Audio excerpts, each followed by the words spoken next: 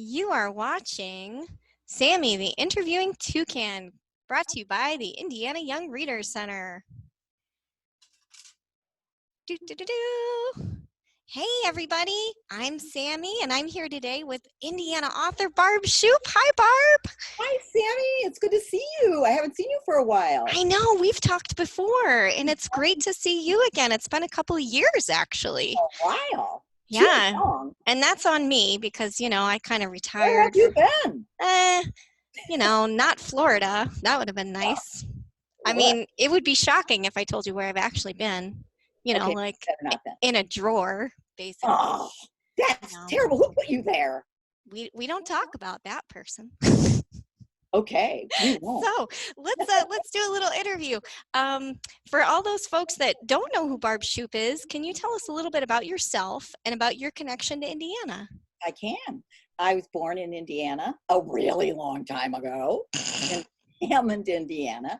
And then when I was 18, I came to Bloomington to go to Indiana University. And on the very first day that I was at college, I met the person that I would marry, who I'm still married to. How weird is that? It's kind of great. It was really wonderful. And then we got married eventually and moved to Indianapolis. So I've lived in Indianapolis, oh my gosh, a long time, since 1969, I guess, 68. And I'm a Hoosier. I like being from Indiana, and a lot of what I write is set in Indiana, so that's kind of fun. So I'm an Indiana person.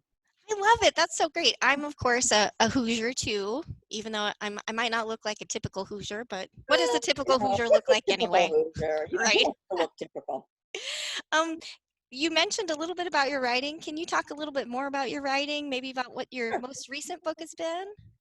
Well, my most recent book for young people is Looking for Jack Kerouac, which is sitting right there next to you. What a coincidence. Isn't that great? It is just great the way things It's like we prep for these. I know, it's so impressive, really. Yeah, well, that's my most recent book, and it is about a teenage boy, and it's set in 1964 in the area where I grew up, Hammond, in the beginning. And there's a very famous book that is called On the Road, and it is written by a man named Jack Kerouac.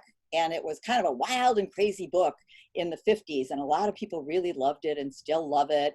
And so in my book, the main character, Paul, discovers this book and he gets really excited about it. He really loves it and he wants to go and find the author. And so he and a friend get in their car and they find out that Jack Kerouac is living in Florida.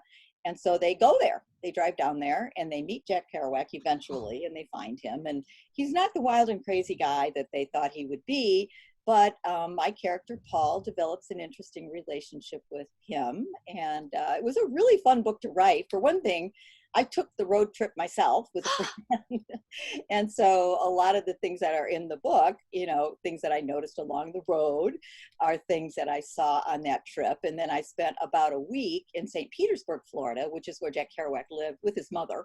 And I went to all the places that he would have gone to. And so I was kind of interested in knowing, well, could he walk to places? He didn't have a car, so how would he get there?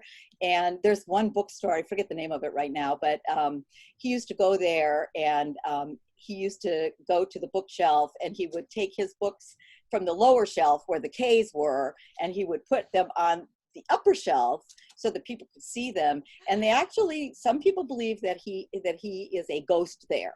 Oh, that's so funny. It's so cool. Yeah. I talked to the guy who owned the bookstore and he said there were some pretty strange things that happened that had to do with Jack Kerouac books. So that was really a fun trip to make. And I learned a lot, and a lot of the things, that are in the book, I wouldn't have known if I hadn't been able to take that trip. So Well, that's so great. And I just love how you're sort of explaining how research works when you're writing a novel, Yeah, I love doing research. That is my very, very favorite part. And my very favorite part of that favorite part is how, like, sometimes you're researching and looking for one thing, and then you find something by accident that is even better or different, and it might make a whole different scene in a book that you never would have thought of if you hadn't, if you hadn't been researching for something else. So I can really go down the black hole of research, and I could do it for hours and hours and days and days and days and be very, Well, very happy. in And then our about that much of it ends up in the book. Very well, little. in our current situation, that's what a lot of us have, right? Lots of time to do that kind of stuff. So how are you coping with the current health situation Well, in the world? Sammy, I have to tell you that as a writer, I don't mind it so much being stuck inside, because all I can do is read and write. And guess what I love to do the best? Read and Read and write. write. So So there's that. it's been okay for me. And you know, my kids are all grown up, so I don't have to worry about homeschool and things like that.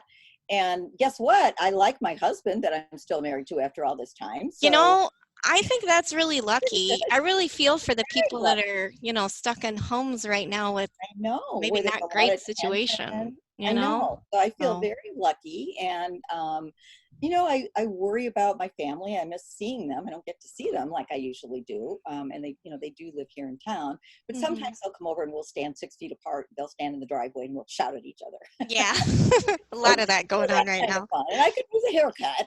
Uh, your hair looks pretty good. Oh, thanks. You're not seeing it that closely, but it's okay. I took the scissors to it yesterday, so you know Uh, I didn't wreck it up too much.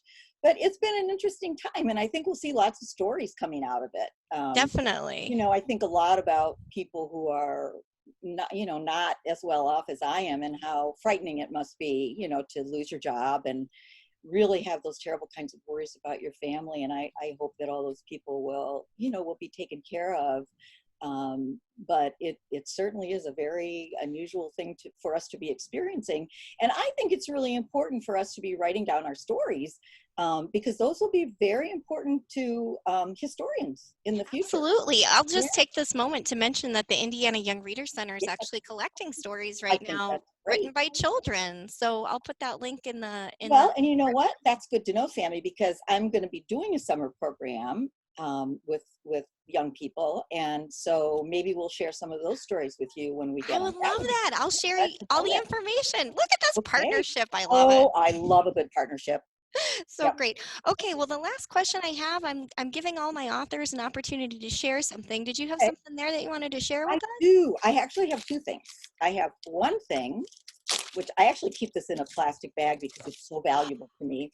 This is a copy of On the Road, which is the same copy that my character would have found in the bookstore, because Oh, it's like that's an so early. I great. know. And what I love best about it is the way I got it. I was doing a book signing at Black Dog Books in Zionsville, and the person who owns the bookstore had put together a really nice display of, you know, various things of Jack Kerouac's and whatever.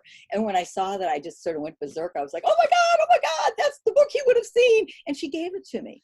Isn't it the Oh, nicest gift in the world? oh, what a great. I'm assuming she was a Hoosier. You Of know, course, with a Hoosier. We're all Hoosiers are so great. And then I want to tell you one more thing, because every time I write a novel, I think, can you see that okay? I Um, can. this is a nice big fat notebook, which is Yeah. way big fatter than the book itself. But when I write a book, I keep a notebook, and every day I work on my book, I put the date there. And sometimes I don't always write in it, but sometimes I do. And it's kind of like I don't know, like a workbook, and it's got images. I guess I would say it's more of a thinking book. So, you know, I'll put Or a images in that, scrapbook or kind something. of like a scrapbook. Yeah. And it's sort of also like the inside of my head, Yeah. all the things that I was thinking of. And so one of the pages, well, because I have the Beatles Wow. and the That's so Kennedy, great. because Yeah. that during that period of time. But then I also have, you know, have naps, like, and sometimes I get confused, and so I make a calendar of the time in the book, and I, you know, I'll go through then, and I'll figure out how far apart things are. And then if there are a whole bunch of things on a few days in the calendar, then I know that'll be a bunch of scenes. But then there might be, you know, 10 days before the next set of scenes. So then I know I have to say, over the next 2 weeks. Right, And so, you know, exactly. it sort of Oh, helps that's such a me. good like writing trick to keep a Yeah, calendar of your yeah. And then character. it's just kind of fun to look at them, you know, and see what I Yeah. was thinking of on any given day when I was working on the book. And you can also see that I, I don't, it takes me a very long time to write a book, and that I don't work on it all the time. So there might be a year between one date and the next, and then Right. there'll be a whole bunch of them in a row, and then I'll stop for a while. So writing novels is pretty weird. You don't really know what you're doing. You just kind of tap along and keep asking yourself, what if, what if, what if? Because Oh, those are such great tips. it is. Yeah. Oh, Barb, this was so fun. I'm so glad that you're safe and that your loved ones are safe. And I'm this has glad been you're back. great. Hey, thanks. We're We'll looking have for to put you silver in that book. linings. All right. I'm going to talk to her about that. Yes, do. I Maybe will. do. Okay. Great to talk to you, and I'll see you later, okay? Bye. Bye-bye.